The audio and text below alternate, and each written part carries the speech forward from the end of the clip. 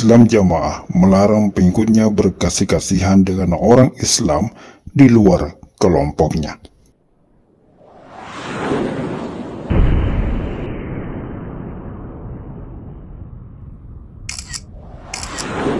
Saudara jamaah, kita membaur audiensi, mohon maaf, dengan katakan majelis ulama Islam atau audiensi dengan masyarakat Islam lainnya. Saudara jamaah, kita itu membaur saudara jamaah kepada orang luar jamaah. Saudara jamaah, kalau kita berbaik hati, hanya satu caranya, untuk amar ma'ruf, supaya mereka menjadi orang jamaah, bukan untuk berkawan. Kalau kepada orang luar jamaah, saudara jamaah, kita berkawan lahir batin, kita ini munafik, saudara jamaah. Saudara jamaah, ulang lagi, prioritinya kita berbaik dengan orang luar jamaah. Budi luhur oke, amar ma'ruf wajib, supaya mereka menjadi orang jamaah. Berkasih kasihan saudara jamaah dilarang. Berkasih kasihan saudara jamaah dilarang. Sahabat Heril Anas TV, Islam adalah agama yang rahmatan lil alamin, artinya agama yang menebarkan kasih sayang kepada seluruh alam. Kepada makhluk Allah yang lain pun umat Islam diperintahkan untuk menebarkan kasih sayang, apalagi kepada sesama manusia. Semua orang yang beragama Islam pasti akan mengatakan bahwa Islam adalah agama penyeru kedamaian. Islam bermakna selamat dan damai. Maka siapapun yang ingin merasakan kedamaian, maka bergabung dan ikutlah ke dalam ajaran Islam. Kalimat pertama yang diajarkan kepada anak-anak, bahkan tetangga-tetangga yang non-muslim tahu kalimat itu, Bismillahirrahmanirrahim. Jadi yang pertama kali disentuhnya adalah yang maha kasih dan sayang. Jadi kesan pertamanya itu adalah sayang. Makanya ketika cerita tentang kasih sayang, ada seorang perempuan nakal melihat seekor hewan yang dalam Islam disebut sebagai najis tingkatan berat, karena air liurnya kalau terkena di kaki mesti disiram pakai air 7 kali, salah satunya dengan campuran air tanah, anjing. Perempuan yang nakal, binatangnya juga dalam ajaran Islam kotor. Kemudian dia ingin memberikan minum kepada binatang ini, tapi timba nggak ada. Dia ambil sepatu botnya yang juga kotor, dia ambil air, dia berikan minum. Lalu kemudian Nabi Muhammad SAW, kata Nabi, Tuhan mengampuni dosa-dosanya. Padahal 3 yang kotor, kenapa bisa? Sahabat heran, kenapa? Kata Nabi menjawab, fi kulli kabidin ratbin sadaqah. Dalam setiap hati yang ada rasa kasih sayang, maka ada nilai kebaikan. Islam mengajarkan agar semua orang sama-sama saling kenal mengenal, saling memahami, saling menghormati, saling mencintai, dan akhirnya saling tolong menolong. Wa ta'awanu 'alal birri wat taqwa wa la ta'awanu 'alal ismi wal udwan. Demikian bunyi dalilnya. Islam juga mengajarkan untuk saling berwasiat, nasihat menasihati dalam kebaikan, kebenaran dan kesabaran. Wa tawasaw bil haqqi wa tawasaw bis sabr.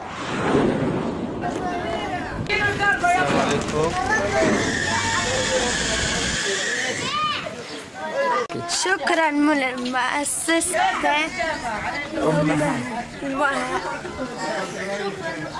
السلام عليكم يا عمو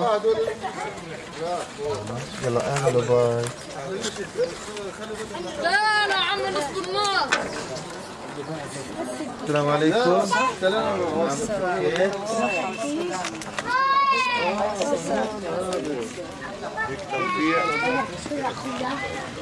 نشكر مؤسسة الأمهات في أندونيسيا الذي شكرتنا في شهر رمضان المبارك على الطعام. نشكرها جزيلا ولها الشكر إن شاء الله. Sungguh sangat indah dan sangat sempurna konsep Islam dalam menjalin kehidupan bersama makhluk maupun menjalin hubungan dengan Sang Khalik atau pencipta segala makhluk. Sesungguhnya bukan hanya Islam yang mengajarkan kasih sayang, bahkan seluruh agama mengajarkan umatnya untuk hidup damai dengan umat lainnya. Muslimin Indonesia, khususnya para donatur Yayasan Al-Ummahat di seluruh Nusantara. Saat ini Bang Onim sedang berada di Palestina, tepatnya di jalur Gaza, dan para tim Nusantara Palestina Center sedang menyediakan makanan untuk kaum duafa dan anak yatim di Palestina. Kita lihat ini teman-teman, makanannya sangat lezat sekali. ayam bakar dan nasi biryani Palestina. Insya Allah makanan ini akan distribusikan ke beberapa wilayah di Gaza Utara, Gaza Tengah, dan juga Gaza bagian selatan. Ini sedang disiapkan teman-teman, sedang disiapkan. Dan inilah penampakan dari ayam bakar Palestina, persembahan dari Muslim Indonesia. Maka sangat mengherankan apabila ada kelompok yang mengaku paling Islam namun justru menebarkan kebencian dan larangan untuk berkasih-kasihan. Dan anehnya lagi, larangan berkasih-kasihan itu ditujukan kepada sesama Muslim sendiri. Kepada orang luar jamaah, saudara jamaah, kalau kita berbaik hati, bukan untuk berkawan. Kalau kepada orang luar jamaah, saudara jamaah, kita berkawan lahir batin, kita ini munafik, saudara jamaah. Saudara jamaah, kita lihat kita bersama-sama di sini ya. Kadang kita sebagai mubalek ya, sebagai ulama-ulama, kita kehilangan akidah. Dasar pondasi iman kita hilang. Contoh yang simpel aja ya. Saat ini saudara jamaah kita belum membaur audiensi, mohon maaf, dengan katakan majelis ugama Islam atau audiensi dengan masyarakat Islam lainnya. Saudara jamaah, ini gemblengan saudara jamaah ya, supaya ini mengembalikan akidah, membaur saudara jamaah. Apa tujuan kita saudara jamaah? Yang ini yang harus dipilah-pilah. Pendekatan kemasyarakatan, budi luhur, oke, saudara jamaah. Budi luhur, oke. Kita harus tahu saudara jamaah hubungan antara orang jamaah, orang luar jamaah. Berkasih-kasihan saudara jamaah dilarang. Dilarang lahir batin. Sebab sesungguhnya Islam tidak mengenal diskriminatif, melarang umatnya untuk merendahkan orang lain, menyakiti hati maupun fisik orang lain, apalagi saling menghancurkan dan saling membunuh, baik secara fisik maupun pembunuhan karakter. Kelompok Islam Jamaah yang mengaku paling murni keislamannya, paling sesuai dengan Quran dan Al-Hadis, justru mengajarkan kebencian, menyebarkan permusuhan, bukan kepada kaum kufar, namun justru kepada kaum muslimin yang mereka tuding sebagai orang murtad dan kaum kafir. Kita itu saudara jamaah mendekat pendekatan dengan bangga, tidak didasari apa saudara jamaah, keimanan dan keyakinan dan ilmu yang mantap. Harus tahu saudara jamaah hubungan antara orang jamaah, orang luar jamaah. Budi luhur oke, amar ma'ruf wajib. Lah, yang benar bagaimana? Yang benar ya kita tetap budi luhur, tetap ngomong, tapi hati kita ini saudara jamaah ya toh ditoto. Orang halal dibunuh saudara jamaah, maksudnya dia itu orang kafir. Ya, saya ulangi lagi, orang kafir dia itu kalau dia meninggalkan agamanya, yaitu memisahi jamaah. Betapa zalimnya kelompok ini.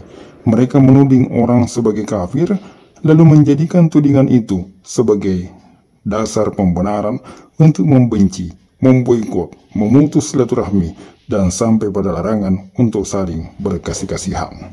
Yaitu memisahi jamaah. Jadi yang halal, orang udah Islam, udah iman, halal dibunuh kalau dia janda atau orang mukson berzina, kemudian orang Islam membunuh orang Islam, orang jamaah membunuh orang jamaah kena kisos. Yang terakhir ini saudara jamaah yang menjadikan definisi bahwa orang keluar dari Islam itu tidak harus menjadi Nasrani, Yahudi, tidak. At-tariqul dini al-mufariqulil jamaah. Meninggalkan agama yaitu memisai jamaah. Kelompok ini mengaku paling Islam, namun dari ajaran dan amalan yang ada di kalangan mereka terlihat bahwa mereka sesungguhnya memiliki pemahaman yang sangat rendah dengan agamanya sendiri.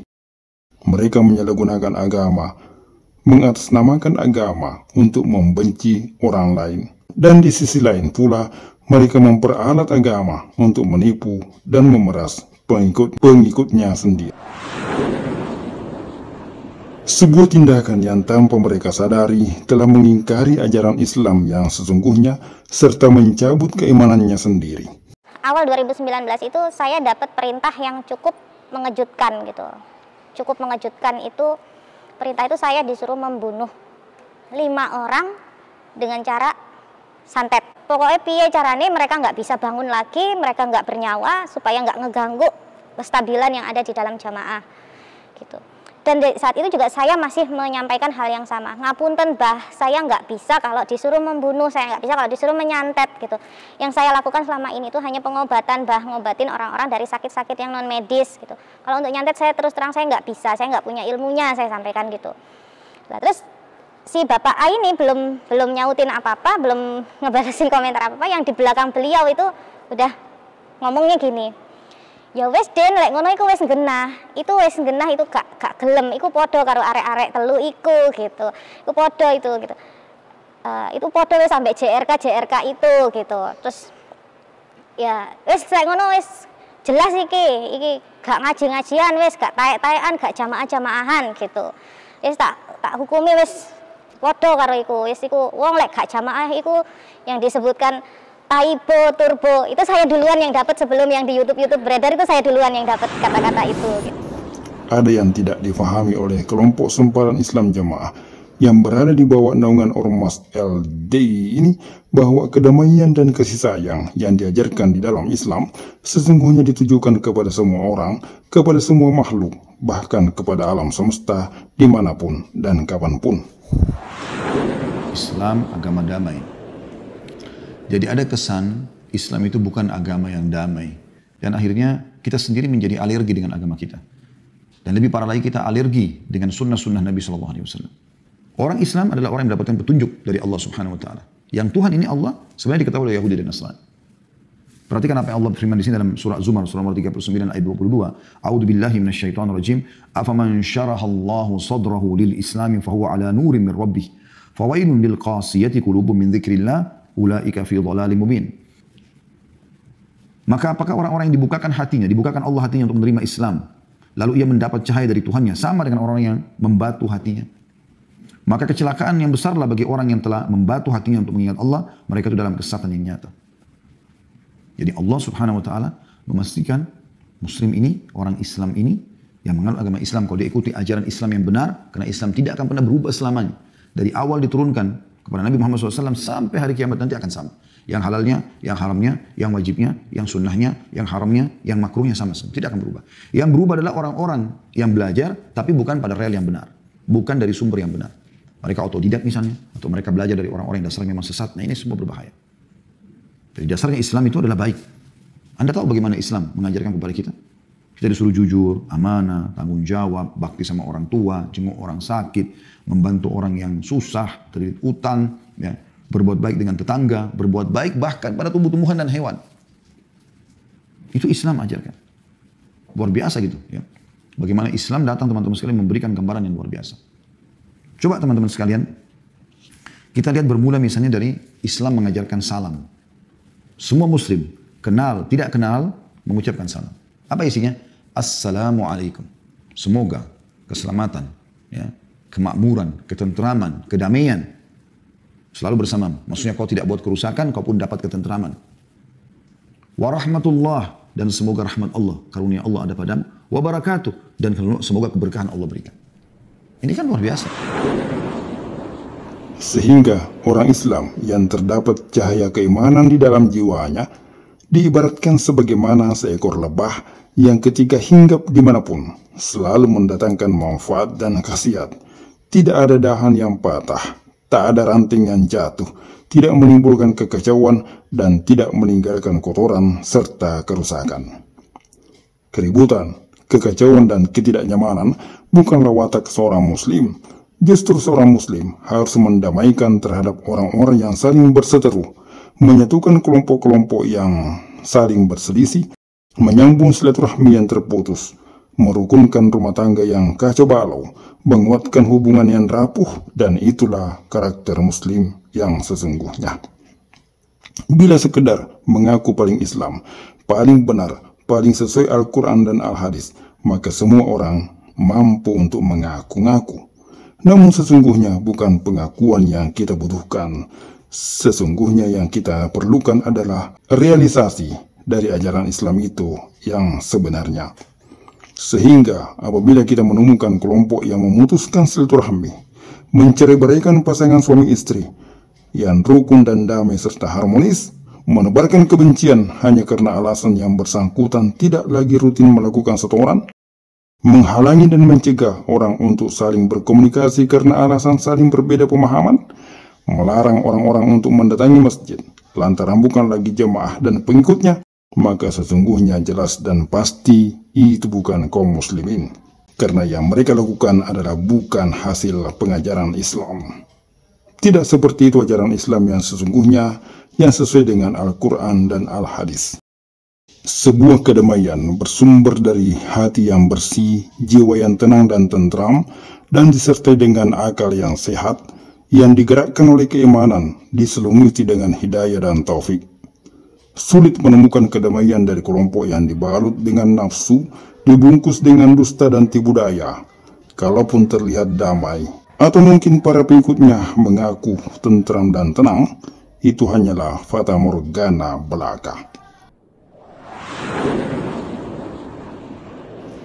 Yang mengaku damai dan bahagia di kelompok itu hanyalah orang-orang para pembesar yang ongkang-ongkang kaki, nganggur ketekur, namun setiap bulan menerima aliran dana segar dari pengikut setianya yang unyu-unyu. Atau kroni-kroni dari sang amir yang kebetulan menerima remah-remah dan potongan kecil kue bernama infak, persenan, persepuluhan, dan berbagai bentuk setoran batil lainnya yang diberi label infak dan pembelaan.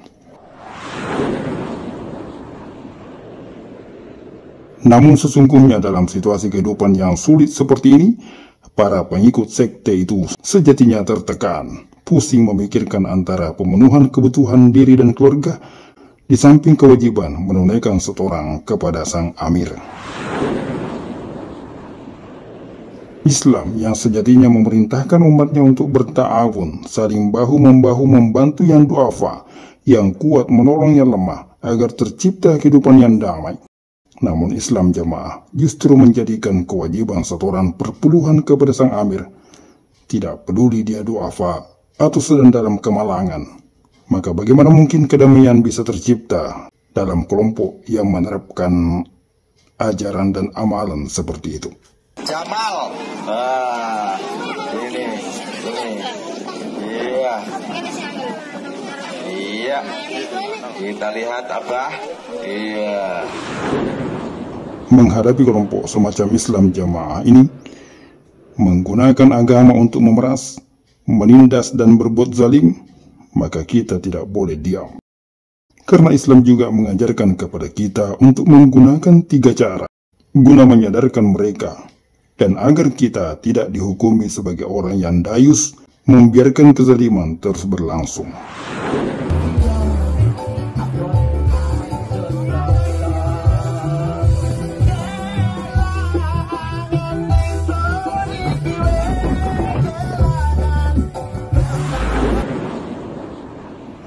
Yakni yang mampu menggunakan tangannya, maka gunakanlah kekuatan tangan untuk menyadarkan mereka. Yang tidak mampu menggunakan tangan, maka gunakanlah lisan. Bila lisan juga tak mampu menyadarkan mereka, maka kita menggunakan hati, yakni menolak dan menentang perbuatan mereka sambil mendoakan agar mereka segera tersadarkan.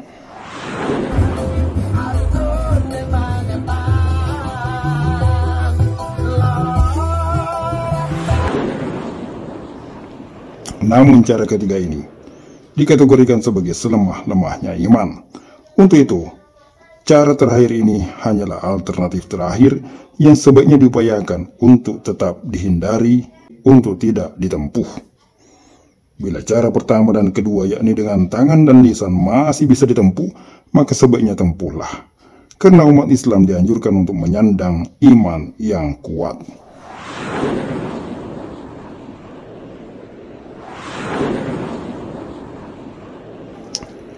Manakala kita lemah, maka agama ini juga akan ikut melemah. Bila Islam melemah, maka kedamaian tidak akan mungkin bisa terwujud.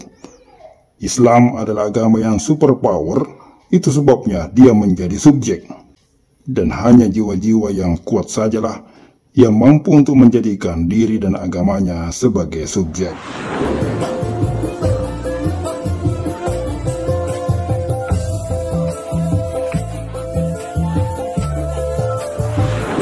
Sahabat Khairil Anas TV, bila jiwamu lemah, bila engkau diam menyaksikan penyimpangan, membisu melihat kezaliman, berpangku tangan melihat penyelewengan berlangsung di depan mata, maka jangan heran bila Islam menjadi agama lemah yang sekedar menjadi objek. Bahkan dirimu pun ikut menjadi objek pembahasan para pelaku penista dan penyimpangan agama itu.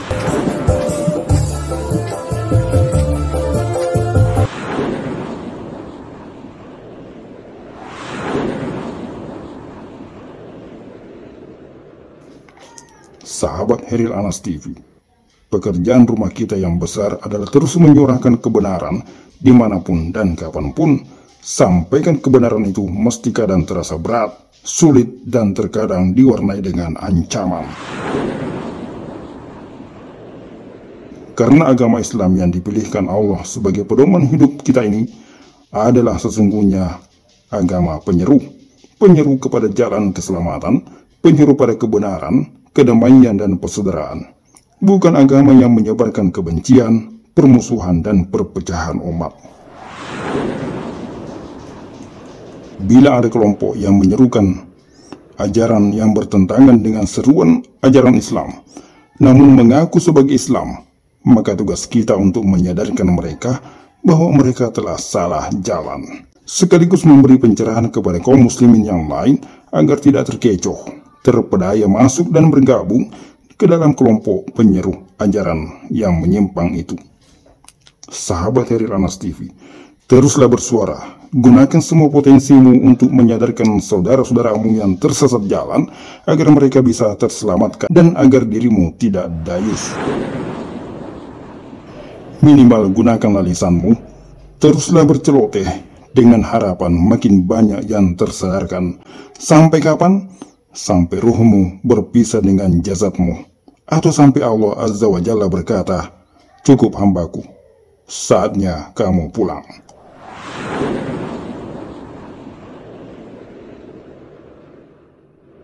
Sekian celotehan.